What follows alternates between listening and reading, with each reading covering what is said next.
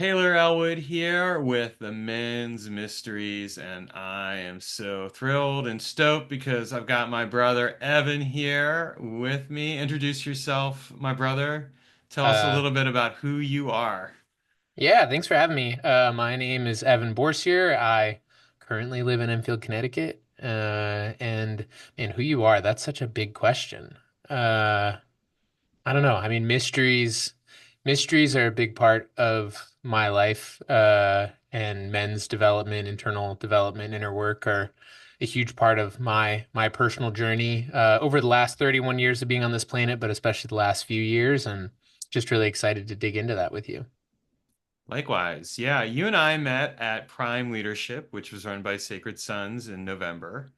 And you stood out in a couple of different ways. Your sense of humor, including the Tickle Me Elmo voice, and but also just the wide variety of topics that you could go into. It reminded me of myself because I have a lot of different interests and I like to combine them. And I saw the same thing with you, and that was one of the reasons why I'm actually interviewing you on both of my podcasts because of that. So. We'll be doing another interview down the line. Let's talk about men's work. How did you first get into it? What brought you to it? And yeah, let's just go with that. Yeah. So I feel like it's interesting because like the question, I feel like men's work to me is one of those words that it probably means different things to different people, right? And so like your experience with it evolves over time. Um, I grew up homeschooled, very evangelical, and there was a version of men's work that I think was experienced during that. But I experienced that as I would describe it as a lot of like intellectual jousting is really the game that I feel like I learned out of that. It's a lot of biblical interpretation, all this sort of stuff. And I was good at it and I wanted to be good at it. And that was like, when I was a kid, that was my lane to explore and to learn and to expand. And so, like, I remember we used to have these like church youth group talent show things. And I did like an extemporaneous speech thing, and they'd give you some like chapter of the Bible that you had to write a sermon on in 30 minutes and then, spit this thing out. And so I was doing that back in my teenage years. Um, and there was an element of it that I would say for me always felt disconnected from the heart, from the real day-to-day experience of life, and from action. And so I had a bit of a cognitive dissonance with that, where I was like, I feel like there's a lot of this stuff that just isn't lining up. And I always had this strong desire to feel a real sense of integrity between those beliefs and actions. And so I started pulling at that sweater, that sort of idea sweater, expanding, following my curiosity, and ended up really deconstructing a lot of that fundamentalist background as I went into my 20s and spent a chunk of time there just sort of being in operational, I guess like scientific materialism is the simplest touch point for it, and was living and felt like everything was good. And then I hit a point probably when I was around 24, 25, where I had my first real like existential crisis where I had achieved everything that I thought I was supposed to achieve. I had reached the mountaintop and I was miserable. And I was more miserable than I had ever been before. And so I remember I had this moment where I was driving home from couples therapy, and I would say it was one of my first real like visionary experiences where I felt like I could see these two paths in front of me. And one was like you move to LA and you continue your life as like film influencer fuckboy Evan, or you like burn it all down and you figure out what's going on here. And for whatever reason, the mystery there was we're going to burn it all down. And so I went and I shut down my Patreon, my blog, my YouTube channel. I deleted my Instagram account. And that was a massive part of my life, a massive part of my identity. And in the wake of that, I sort of had to figure out who I was and what I was. And so that's where I started really getting exposed to therapy. I experienced a lot of things that I thought I had moved on from. My parents separated when I was young. I had a lot of dad trauma, I had a lot of church trauma, but I thought that I had just been sort of like muscling through it and it was all gone. And so through that, I ended up finding IFS therapy. And IFS therapy, I would say, was my first real initiation into the mysteries on a truer level, where like I didn't know anything about it. I had no expectations. I just got a referral. I showed up to my first session, and the guy's like, okay, you know, close your eyes. What's feeling present right now? And then you start doing sort of inquiry around those things. And I'm starting to get answers to questions that I don't know the answers to. And I'm starting to see these like big emotional overwhelms come up and images and all of these things. And that I feel like cracked the door in me where I was just like, what the hell is going on here, man? Like this does not fit in any part of my current worldview. And so that was the beginning of, the quest of the last 5 or 6 years of really going down a whole lot of rabbit holes to your point about, eclectic perspective. And really taking a lot more look at myself, my emotions, my role in the world, the greater effects of consciousness and what's actually going on inside of human beings. And so that was my first experience there. And then, my largest recent experience was that Sacred Sons weekend and getting to just experience a deeper level of that connected to 33 other men who, I don't know from Adam, but feel this incredible brotherhood with and getting to see the, I would describe it as to see the unveiling of truth in there, that opportunity to go through ritual and process and to have truth come up and to witness it and to engage with it and then see how that moves forward into your outer world. So that's kind of a long answer, but that would be my quick overview of that journey. No, that's great. And there's a couple points I'm going to come back to on that. I find it really fascinating. When you talked about the moment where you're driving home from therapy and you see those two visions, like I call that a tower moment. For Mm, people who aren't familiar with the tower is one of the Trump tarot cards where like you basically have this tower falling over, people falling out of it, and basically it's dismantling everything. So there you are having a tower moment where everything is falling apart. And what do? You strip away everything that doesn't matter and give yourself an opportunity to rebuild yourself on your terms. right. Totally. And I mean, that's been a big part. I think that felt like the first really big one, but that theme has been, those cycles happen throughout life, right? And so it's like when I turned 18, my parents' divorce got finalized. And I think that was sort of one of those first really big tower moments where the decision to actually leave my family and having five younger siblings, like I had a lot of fear and anxiety around that. And that had been my life. I'd played this role with my siblings, with my mom, and in a lot of ways, it felt like walking away from everything and starting over to build a new life. And that trajectory went until that time that I was like 24, 25. And then, the universe goes, hey, it's time to burn it all down again. And then you rebuild it better. And then we came to 2020 and I had come back into film work and cinematography and was doing a lot of like higher end documentary work and traveling a lot. And I was flying back from Puerto Rico. We were working on a documentary about Roberto Clemente when we were all in the American Airlines lounge in Charlotte talking about how like it's so good none of us have any projects in China and everything's going to be fine. And that was the day that South by Southwest got canceled. And that's my like zombie apocalypse 9/11 moment because that was when all the chips just started falling. And that was the next version of, okay, everything that you've done now for the last 10 years is irrelevant again. We're going to burn it down and we're going to start over. And for me, that's been such a valuable skill to learn is that in many ways, I feel like, there's so much value in persistence and showing up and drive. And there's so much value in when the universe tells you to drop everything, you drop everything.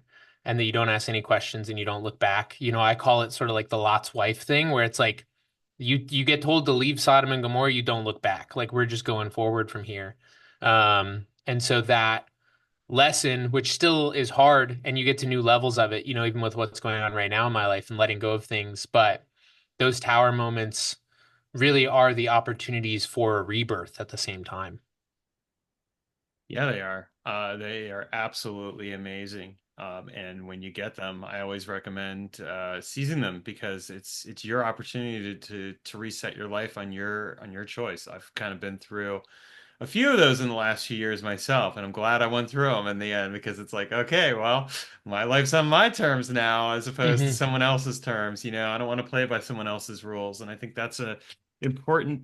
part actually of this work. How do I discover as a man to play by my own rules instead of society's rules? Because on the one hand, as a man, we have like societal rules. I mean, women do as well. I'm not going to knock that, but men, I think, also there's a lot of pressure in terms of the roles that we have to perform. And it sounds like for you, for example, at one point with your family, you were kind of, I believe, the oldest kid, it sounds like. Hmm. So you had, these five other siblings, you had your mom, you were stepping into this role of having to quote unquote be the man of the house. Talk about a lot of pressure right there. Hmm. And what does that even mean? What does it mean to be the man of the house and then having to step away from that and be like, I have to claim my life on my own terms? Hmm.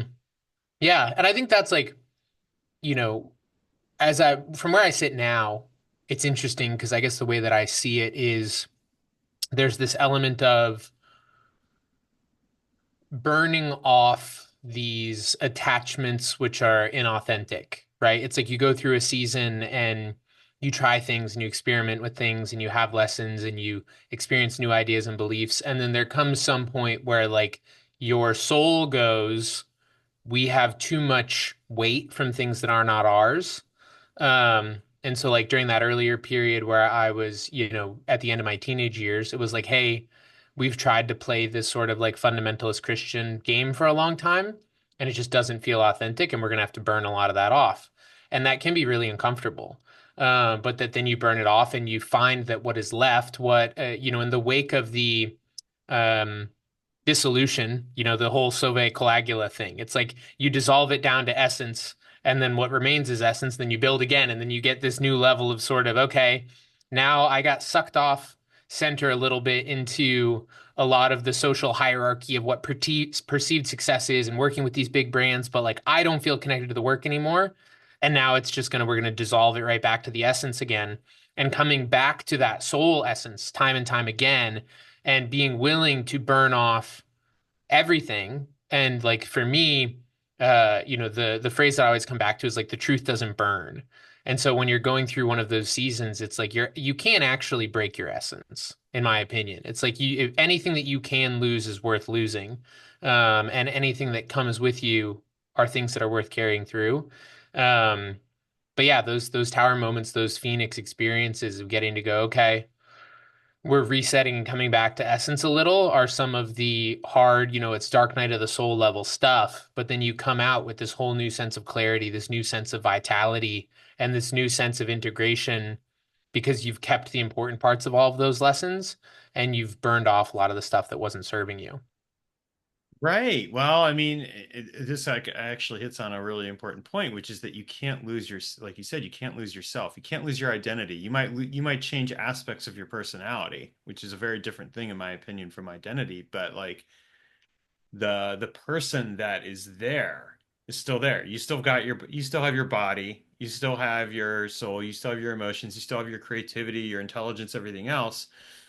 Everything else, yeah, I mean it's optional at the end of the day. Hmm.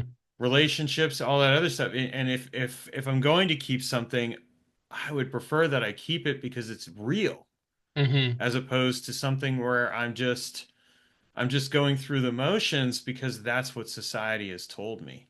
Hmm. I mean, that's part of where like I think this work is so essential. Like, what does it's not even men's work, it's person work. What does it Hmm. mean to become my own human being? What does it mean to become my own person? And what am I willing to give up in order to achieve that optimal experience in my life? Hmm. Right. It's soul. I mean, I think of it just in terms of like it's soul revelation, right? It's like the continual process of chipping away everything that is not you, and just revealing more and more of that like clear channel for the light of your soul to come through and out into reality. And that, we come down at least from a metaphorical perspective, I think some of us hit heavy when we're born here and you're sort of wrapped in all this stuff. And we get to go through these experiences to then untangle a lot of these shells, a lot of these masks, a lot of these um, non-adaptive behaviors. And that that's a process that everyone's going through all the time, and it plays out in our bodies, it plays out in fitness, it plays out in our creativity, it plays out in how we communicate, but that all of these different manifestations and aspects of our life really tie back to those inner dynamics and our awareness of them and our willingness to look at them honestly and to engage with them. Even just that process of, to your point, like, am I changing? Am I changing or am I just bringing back online aspects of myself that have been repressed, and I think that's been a big part of my journey the last few years has been really getting into this sense of like, what are the aspects of myself that have not been fully at play and how do I bring those things forward and balance them in a healthy, active way, um, and have my own sense of sovereignty and authenticity. Because at the end of the day, that sovereignty and authenticity is also the root of your impact. It's the root of your power. It's the root of your creativity. And in a world where more and more stuff is easy to just be heavily derivative, I think there's incredible power and not power over, but power through for those who are willing to do the work and actually reveal what's truly inside of them. Yeah, power through. I love that. I love that. Power through. It actually, I just came away from another weekend. It was his weekend. It's run by a different organization, the Sacred Sons, and one of the things was that we were taking off our armor. Is how Mm, I quit. And so, we went through this process where it was like, we're gonna take off a piece of armor and do the work that we need to do. And it was so powerful because for myself, it was really getting clear, like, well, what do I want to become? What do I want to reclaim from the people in my life that have perhaps I've been giving too much power to? I've been giving hmm away my power. And so, yeah, it is power through because by powering through that process and going through the experience, I was able to divest myself of their influence hmm and then come back to myself with a healed heart and a new name, the Heartful Dragon, which is even better. It's a great name. Thank you. Yeah, I love it. One of the things that kind of struck me about your journey too is, you've gone through this tower moment. You have this thing where you burn it all down, and then like you come back and you're getting back into your work. You're finding stuff, and then yeah, you go through that zombie apocalypse. I mean, we can't escape that there are going to sometimes be world events that are like literally world tower moments.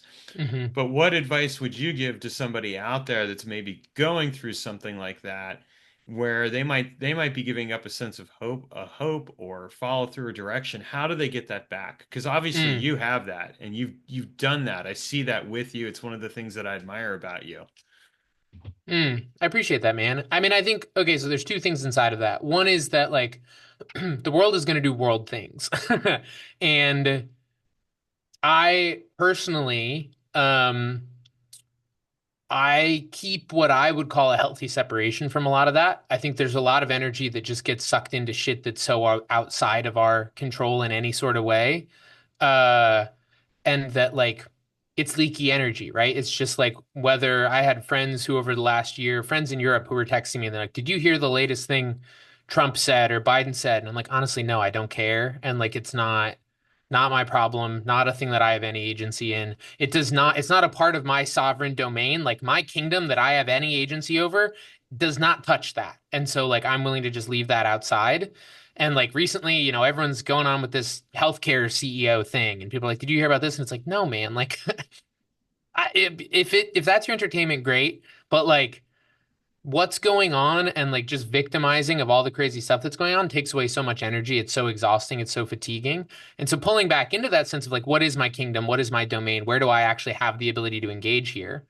And then once you're inside of that, the two additional things are, one, this may be a controversial take. I actually think it's okay to abandon all hope.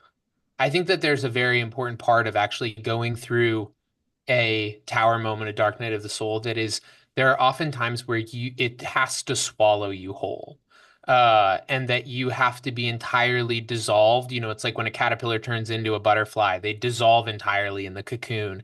And I've had a few of those experiences. And that's a scary experience. It's a hard experience, and it'll happen when it's ready to happen. But I think a lot of the times the thing that is keeping you in that experience is hope, because hope is still an attachment to some other sort of outcome. And so Hmm. being willing to just let go of all hope and accept this is where I am, this is exactly what's going on, this is exactly what's supposed to be going on, because hope is another form of resistance in that moment, at least for me, where it's like, oh, but it's not gonna be forever. And it's like, okay, yeah, that's true, and you can hold on to that. But like it's eternity right now. This is your current eternity. And so then inside of that, whether it's COVID or economic downturn, or like in our world now, there's a big move with marketing and communication, everything where a lot of the old guard is dying off. There are a lot of big traditional ad agencies that aren't getting money anymore. Companies are realizing how bloated that system is. And there are a lot of people who have been working at a high level inside of that who are seeing work slow down, and they're treating it like the apocalypse. And my opinion is that like every time something is dying off, something new is growing. And so when there's a world event that is causing a shift like that, it's like, okay, see it, own it, accept it. Is it in my domain at all? Do I have any agency in here? If not, push it off to the side and get back to where I am. And if it does engage at all, where is the opportunity here? Because part of the world turning over, these entropy events, is that like it's creating opportunity. It's forcing new soil to come up. It's like a big forest fire that brings in a new level of vegetation. And so when you have an economic downturn, it's like big bloated companies are starving. People who are really lean right now have a massive opportunity to go in and steal a bunch of work. Um, and there's our resistance that comes up inside of that, right? And like I think we're both on the side of like being generally like high integrity and taking care of everyone. And nature's fucking metal, man. Like if it's an opportunity, go be lethal. And if you can own that part of you that's able to be lethal in those circumstances, like there's usually a massive opportunity there. But a lot of the times, the thing that's not allowing us to see the opportunities are our attachment to the previous path, our attachment to our previous perspective, to our identity. And so, like for me, when I shifted out of this educational mode and burned down my social media presence, I had to shift my whole perspective and who I was and reconnect to what are the core essence level like skills and gifts and things that I can connect with. And as I did that, all these new opportunities presented. And so like that was the first biggest project that I had ever done. We met a guy at my gym because I was doing videos for a gym because I had nothing else to do. And he was like, "Hey, we want you to come do stuff for our waste and recycling company." And it was perfect because I love learning.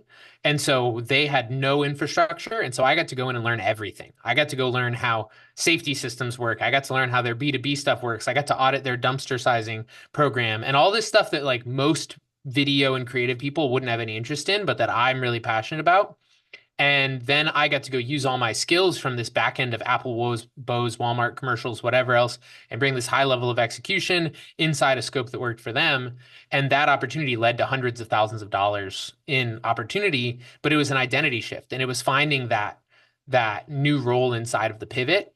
And so I think when you're going through that, it's like the pivot is the path. What is the pivot that is being opened up? What is the door that's closing? What is the door that's opening? And so even right now, again, it's like there's a lot of stuff shifting, and you can sit here and whine about it, or you can see what's changing and see where your opportunity to continue to engage is. How do you go with that transmutation rather than resist it? Because at the end of the day, you're not going to stop it. Yeah, there's a lot of wisdom right there in that. I agree with you. First of all, like world events, it's kind of like, okay, what agency do I have here? And then being able to walk away. Mm, I mean, I could get all angsty about different things, and I'll admit, like there are times where I'll give myself a day to be angsty about something, and then I'll be like, okay, time to move on. I've got other things to do. Like this hmm isn't. I can't, I can be sad and upset, or I can actually do something in the realm of influence that I have, my hmm domain.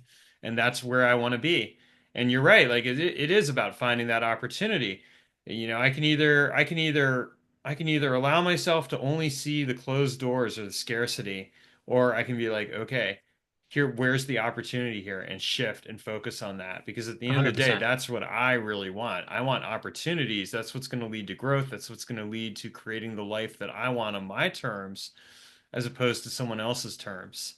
And that's what I do have control over. So I think that's a Right. really important thing that so often people in general, not just men, but people in general miss out on.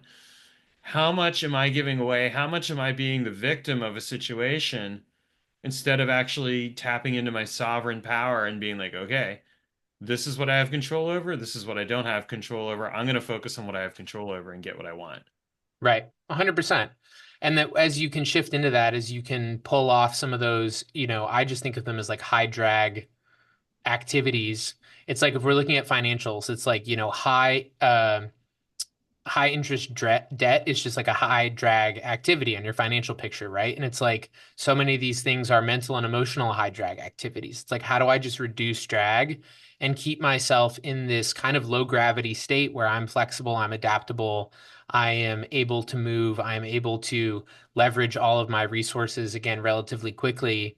Um, and like those are two other big things, I guess, for me is like I don't believe in sunk costs in life. It's like everything is an experience and an opportunity that feeds into everything downstream of it. And so, you can always roll that forward. People are like, oh, well, you deleted 20,000 Instagram followers. And it's like, yeah, but I still know everything that I knew to get that. So like I can make that again anytime, right? Like the remanifestation of that is a lot easier the second time. And that inside of that, as you are finding that sense of sovereignty and taking away a lot of that drag, letting go of a lot of the victim narratives, the flip happens where you start to see the space.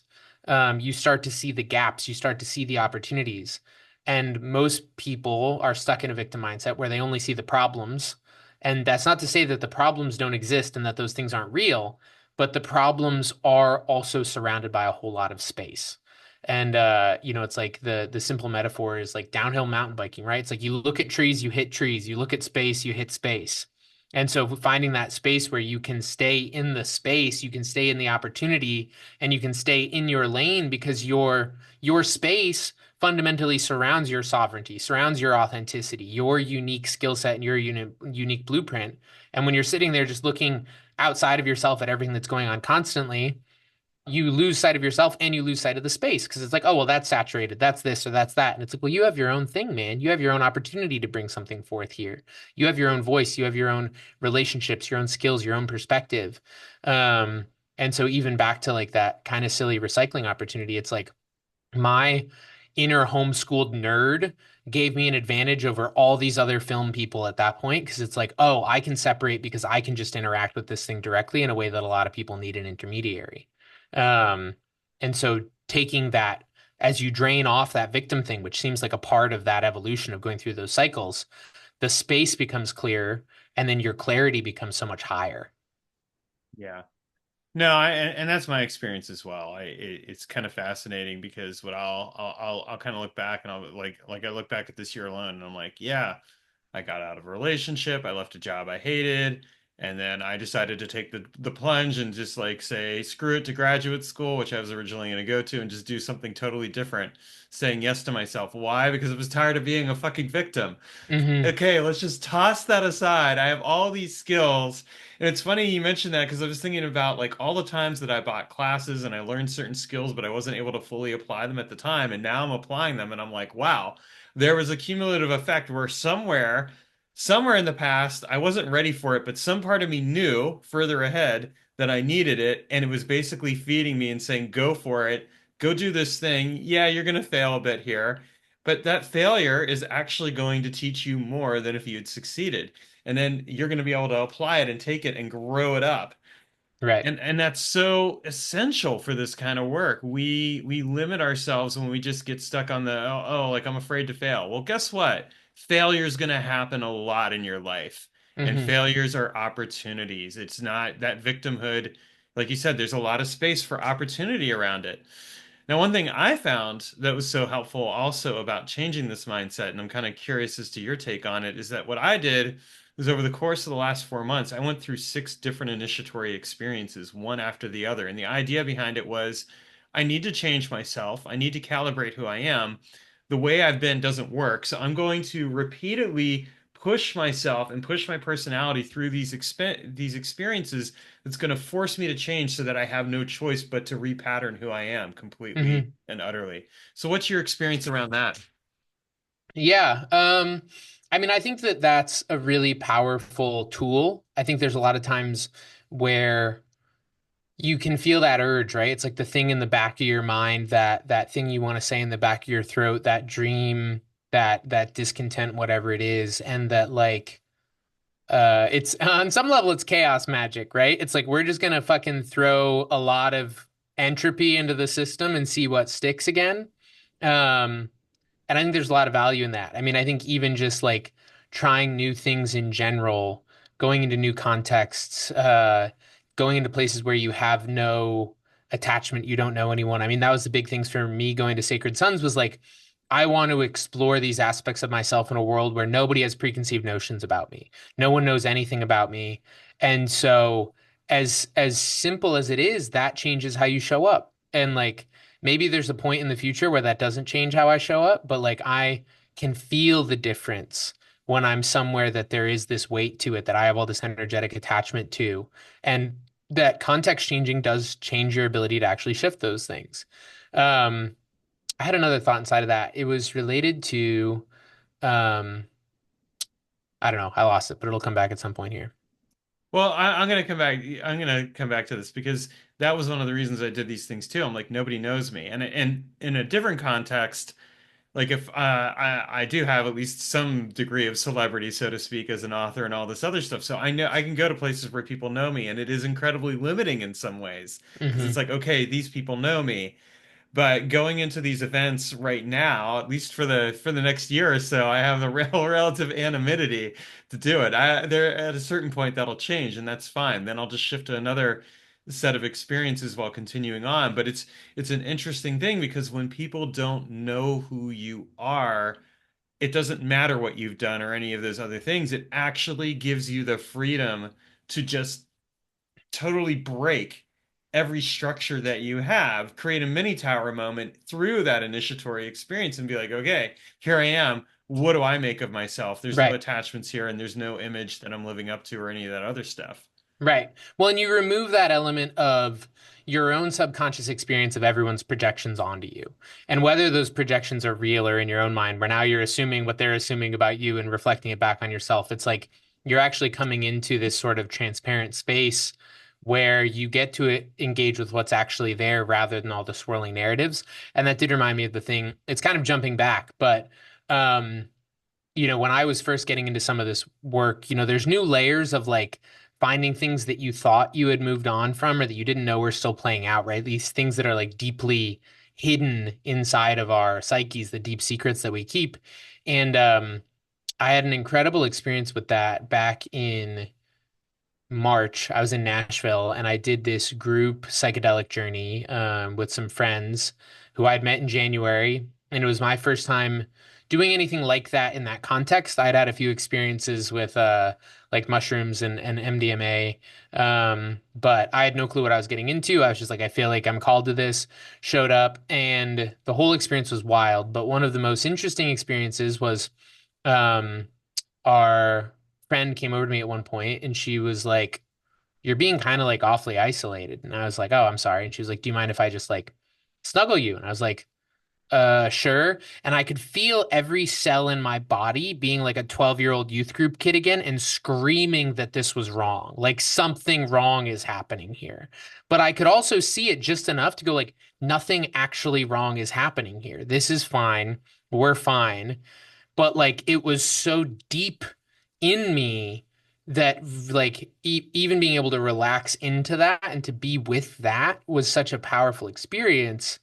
And to be at Sacred Sons and to step into the ring and to be like, oh, I don't have to play small here. Like I don't have to. You get this new level of exposure to yourself and to these aspects of yourself that have been hiding in plain sight all this time. And that's one of the most fascinating things to me is being like, I didn't even know that about myself. Like I didn't know that that thing was sitting in me, just giving me tension and anxiety all the time. And now my relationship with like every woman that I interact with is different ever since then because I had this weird, deep-seated fear thing inside of me. So that's only kind of related to what you're saying, but I think it's just like I continue to be amazed at if I was on the front side of this work. I totally understand that people are like, I don't have any issues, everything's fine, right? And it's like, bro, you don't even know. You don't even begin to know. You are an enigmatic legion of multifaceted psyche elements. And like you start going down this rabbit hole and you're going to be amazed at what you actually are. That's right. It's true. Well, and this kind of plays off of this because this kind of reminds me of a chaos magic principle called the neither neither principle, where you entertain two opposite ideas and you entertain them in the same space and then they collapse in and it blows open everything. That sounds like what your experience was to my observation. I may be Hmm. totally wrong, but that's what it totally sounds like. And it's kind of similar to that initiatory work where it's like, okay, I'm going to put myself into these extreme situations to some degree or another on some form. Do something I've never done before, like get hit in the face or something like that, and discover in the process, like, oh, I'm blowing my mind open. Like, I'm totally coming out of this a totally different person. Hmm. Totally. Totally. Totally. Yeah. So I appreciate that. So I'm curious as to what's next for you because you came out of that experience transformed. I definitely saw it, and and I'm going to be interviewing you again about like some magical stuff down the line here. But like, what was some of what would you say is next for you on your journey now that you've kind of gone through some of these experiences with this work? Yeah. So, like, one of the big things that keeps coming up for me, it's interesting, like, when you mentioned getting to the season where all of these skills that you've learned come back online, and that sort of like, I view that as, the soul, like, secretly does its own homework all the time, right? It's like it's always prepping us and we don't even know how. And the last few years, I've been working on building this new company, and it has been a mystery to me. It was one of these things where like it came to me in visions and downloads. I was getting art, I was getting phrases, I was getting all of these things. And at first, I was honestly scared because I was like, what is this? Like, what is this? I just don't even know what this is. And it's all incredibly coherent, but it still doesn't make any sense to me. Um, and then I started like researching it and it started having all these connections to alchemy and all these other things. And I was just like, dude, there's a part of me that knows things that I don't know how I know them.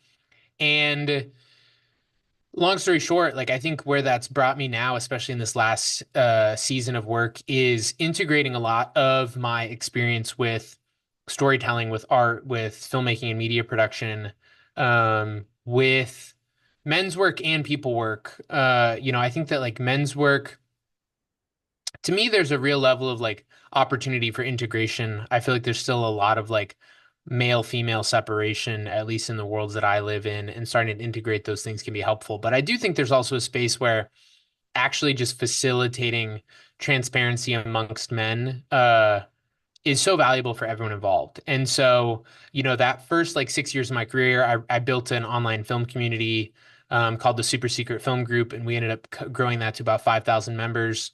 And I have always felt like there was going to be a next iteration of that, but I wasn't quite sure what it was. Um, and so, one of the things, I think it was 2022, I was just playing around and I got this download and I designed this thing. And long story short, it was like what it said was the super secret secret keepers club, and then the subtitle was the best secrets aren't kept. And for me, that's a lot of the nature of what this work actually is, right? It's like going into those inner sanctums and seeing what comes out, and the good, bad, and the ugly, the shame and the long held secrets, and also the dreams and the power that are contained inside of us. And so we're working on most likely in January launching a new community, and it's targeted at providing a lot of practical, tangible external resources for people building um creative lives, I would say, but like I would call it like a lot of hybrid creative companies, creative entrepreneurs. So could be an author, could be a photographer, could be someone, some of my friends run a board game company, but a lot of these things where we're figuring out how to operate in this new media space and utilize our skills to help teach people about finances, negotiation, deal making, revealing the black box. But then also inside of that container, having the facilitation of sort of implicit inner work, right? That it's like it's not we're not in any way positioning like Sacred Sons is, but to me, it's unavoidable that as you go through the process of bringing your dreams to life, you go through the process of creating that, like, even authentic creativity requires tapping back into the unconscious, right? And so, like, you're going to implicitly have to learn how to do a little bit of magic in there. And the process of growing is going to require facing your shadows. And so, Challenger is the name of our company, and that is the attitude and ethos that we're wanting to help people connect to is their own inner challenger, their own deeper self, and their own ability to question a lot of those narratives that they get stuck in. And so, we're looking to launch this community and really give people the tools to manifest their truest selves into the world to make a really big impact on themselves and everyone around them. And to live their dreams. So that's the big project right now. And telling more stories around that, producing more original documentary work, and then we're partnering on the client side still with like working with other brands and individuals who we feel really aligned with on a values perspective to bring our team to bear to make kick-ass stuff that actually inspires people. Because I'm sick of the manipulative, hokey bullshit on social media, and like I want to make the internet awesome again. And so like that's a big part of our mission is just like make stuff that respects people's time, that respects their intelligence, that calls them up to a higher level of awareness and engagement with their life. And I believe that in the long run, like that's how you build trust, that's how you build a brand, that's how you actually make a big impact in the world more than twisting people's arms anyway. So um it's also a great container for me to continue to go through my own work because I have to step into leadership and delegation and boundaries and standards and communication on a whole new level. So that's where we're at right now. Well, I know what part two of this podcast it'll be on the magical experiments, but I already know what it's going to be about. You've already you've inspired me, so this is good. I'm looking forward to it because this is going to be all it's going to be all about the magic of creativity. So Mm, and stuff and kind of the experience that you have with that company. I mean, I already knew I was going to interview you along something along those lines, but you've directly inspired me. So there you go. I love it. I'm amped about it, man. Good. Well, my brother, we're gonna wrap up here. So what I always like to do is ask my guest if there is any, like, what their final word of wisdom would be. So what's your final word of wisdom out there for men and women who are watching this podcast? Mm.